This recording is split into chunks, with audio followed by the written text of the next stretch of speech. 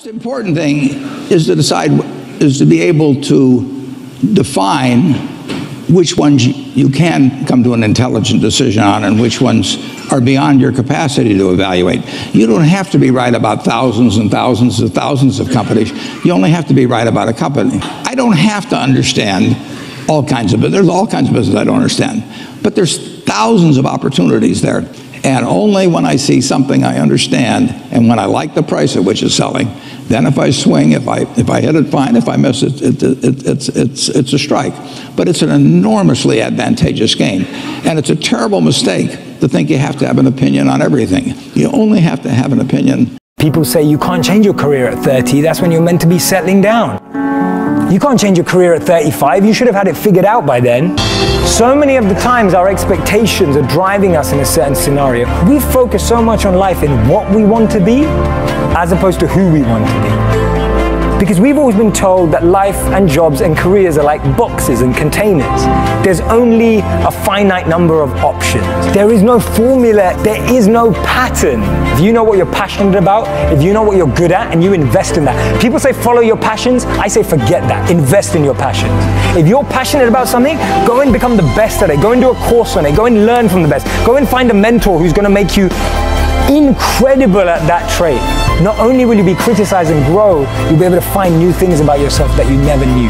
Don't trade who you are for who you think the world needs, because the world needs you to be you, and I mean that. We keep our dreams. We believe it. No matter how big your dream is, make small, tiny steps ahead. Today, young people, a lot of young people lose hope, lose vision, and start to complain. Because we also have the same period. Because when it's not a good feeling being rejected by so many people.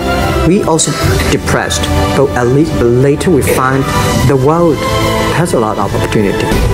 My advice to the young people, any mistake is an income, is a wonderful revenue for you. I read a quote from Arthur C. Clarke which said that sufficiently advanced technology is indistinguishable from magic. And that's really true. So it actually goes beyond that. So I thought, well, you know, if I can do some of those things, basically if I can advance technology, then that's like magic, and that would be really cool. And I also had sort of a slight existential crisis because I was trying to figure out what does it all mean? Like, what's the purpose of things? And I came to the conclusion that if we can advance the knowledge of the world, if we can do things that expand the scope and scale of consciousness, then we're better able to ask the right questions and become more enlightened. And that's really the only way forward.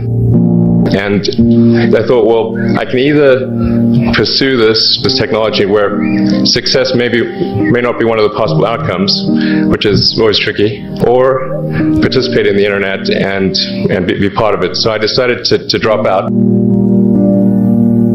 But if we hadn't responded to what people said, then we probably would not have been successful. So it's important to look for things like that and focus on them when you see them, and correct your prior assumptions. And this was against the advice of pretty much everyone I talked to. One friend made me sit down and watch a bunch of videos of rockets blowing up. Let me tell you, he wasn't far wrong. It was tough going there in the beginning because I'd never built anything physical. I mean, I'd built like little model rockets as a kid and that kind of thing, but I'd never had a company that built anything physical. So I'd kind of figure out how to do all these things and bring together the right team of people.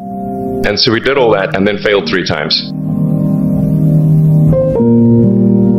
It was tough going. But we learned with each successive flight, and we're able to eventually, with the 4th flight in 2008, reach orbit.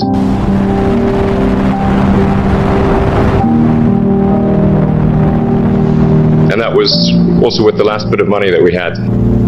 So thank goodness that happened.